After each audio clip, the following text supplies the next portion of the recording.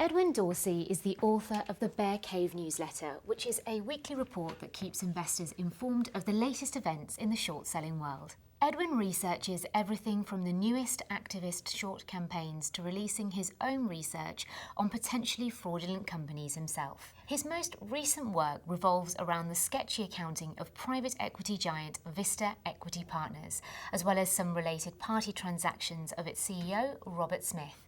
Today, Edwin is going to walk us through his process of finding potential short stories like Vista and the tools he uses to uncover these potentially fraudulent corporations. Edwin's research process is completely unorthodox from your mainstream financial research. He is one of the youngest and most original thinkers in the short-selling space. We hope you enjoy this episode of Short Selling 101, How to Uncover Red Flags.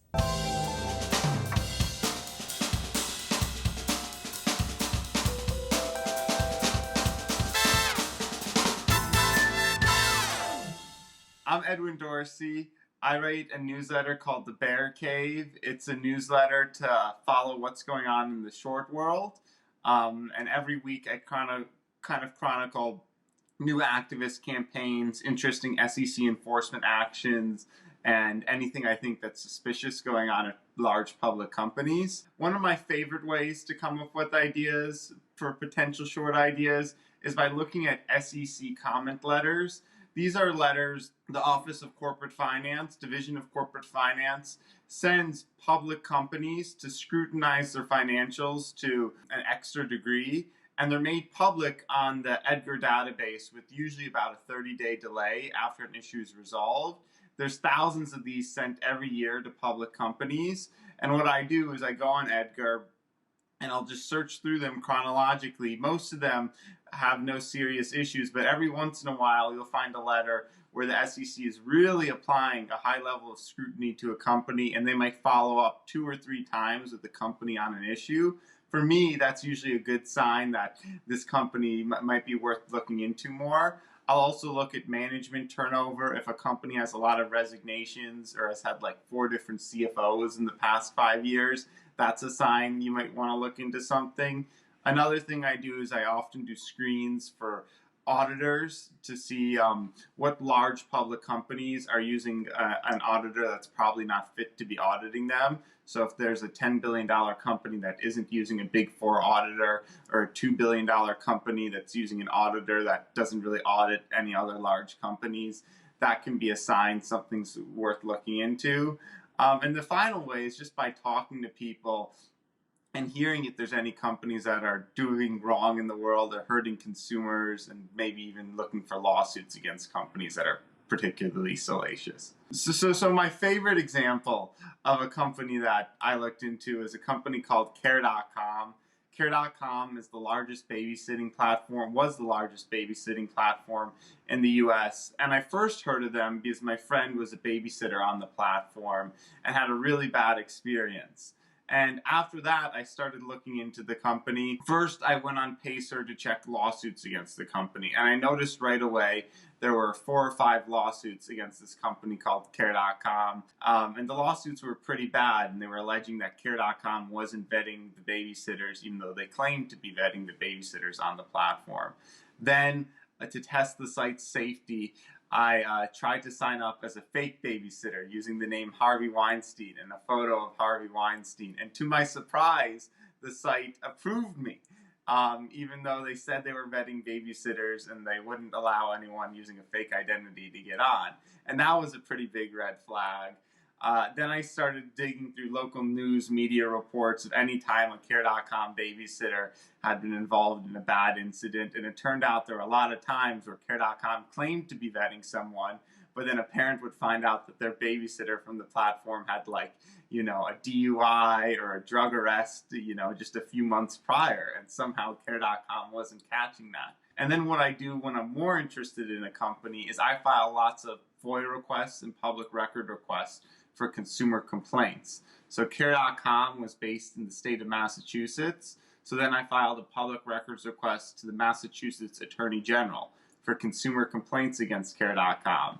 2 months later, after paying a small fee, maybe $5, I got a stack of 150 consumer complaints against the company. And it turned out that a lot of consumers had been raising safety issues about this company, and they'd also been raising issues of Care.com overbilling their credit cards or making it nearly impossible to cancel their service. That made me think maybe there's legal issues with the company, and I noticed that they'd been changing their legal matters section of their 10K and 10Q to disclose that their government investigations into their safety practices and billing had been increasing. And from there, it was just, all out digging, a lot more FOIA requests, talking to competitors, reading about everything you could get your hand on, press release, every SEC document.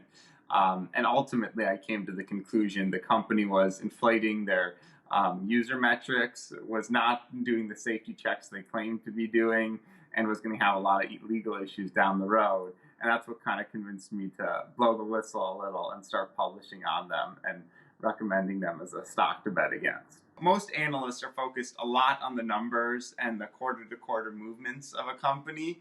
And I think a lot of short sellers take a more journalistic approach. So you really want to understand the company and how it's interacting with consumers. I'm really interested in what are the consumer complaints against a company. What is this company doing wrong that the market might not be picking up? What are regulators potentially interested in? Is this company under any undisclosed regulatory scrutiny?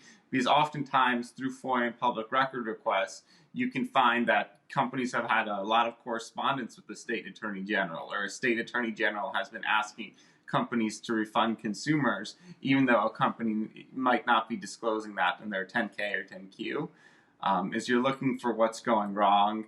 And for me, I'll file lots of FOIA and public record requests where most analysts probably aren't doing that. So I do something that I don't think enough people do, is I love this SEC tool called SEC Full Text Search, and they recently revamped it about a month or two ago. Basically, what this allows you to do is you can put in any person's name, you put it in quotes in the SEC Full Text Search tool, and it'll show you every time that name's been mentioned in any SEC filing for the past 19 years. And to me, there's no better way to search for somebody's work history than that. So most people, they might just Google a person, they might look on LinkedIn, but a person might leave off any bad work history from LinkedIn. Bloomberg might not be picking up their full work history to the full extent. When you do the full text search, you can see any time their name is mentioned. So you can see if they were a large shareholder in a penny stock, if they joined the board for just a month. It's very inclusive of everything. So when I'm looking at a company, I'll put every board member through the SEC Full Text Search tool. I'll put all the current executives and any recent former executives through the Full Text Search tool, and I'll just plot out in Excel all the former companies I worked at. And in a best case scenario, if you're looking into a company, right now I'm looking at one where 3 of the board members have been involved in like penny stocks that have gone to zero. And this is a $1 billion company. So that's probably a sign that maybe the board isn't as high class as you think it is. So that's how I like looking into management and executives, using the SEC Full Text Search tool. So the public record requests are the best. I think the second best secret is there's a tool called Whois, where you can see anybody who registered any website. So you can look up, if you're trying to figure out who owns a subsidiary or who owns a website, you just put the address into whois.com, and it'll show you who registered it. Oftentimes, it's registered anonymously, but you can see who registered it, the email they used. And going along with that, there's also a tool called Reverse Whois, where you can put in any email or the end of any email and see all the websites registered with that address. So the best way to use that, in my opinion, is you can, let's say if I wanted to look into Apple, I could put in @apple.com in a Reverse Whois search, and I can see all the websites owned by Apple. In this case, I don't know if it would be super helpful. Maybe Apple registers a website before they release a product. I know Kodak did that, so some smart people were able to see Kodak was launching a virtual currency before they publicly announced it because they found the website through a reverse Whois search. So if you're looking into a smaller company, you might just do a reverse Whois search by searching through for their corporate email address in any new website registrations, and you might see that they actually own the website of a customer, or they're registering websites of entities that you thought were independent, or sometimes you'll even find a company is registering like websites related to litigation. So if a company has a product XYZ, they might register XYZ lawsuits, XYZ fraud, to kind of get ahead of class action litigation and like kind of register domains that a lawyer might use to sue them. And that might be a sign that something's going up. So public record requests are the best. I think reverse Whois, a few people know about it, but that's a good tool too. The Freedom of Information Act allows individuals to request public government records.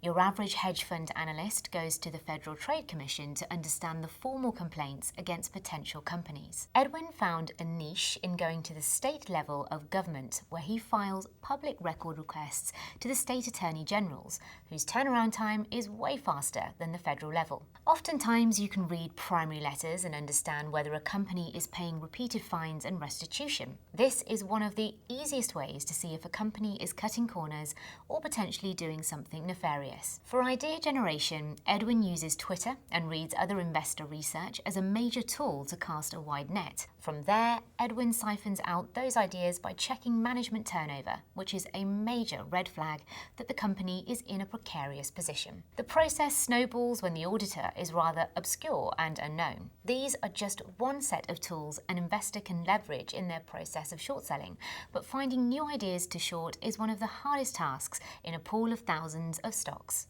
We hope you enjoy this production of Short Selling 101. Thank you, and see you next time.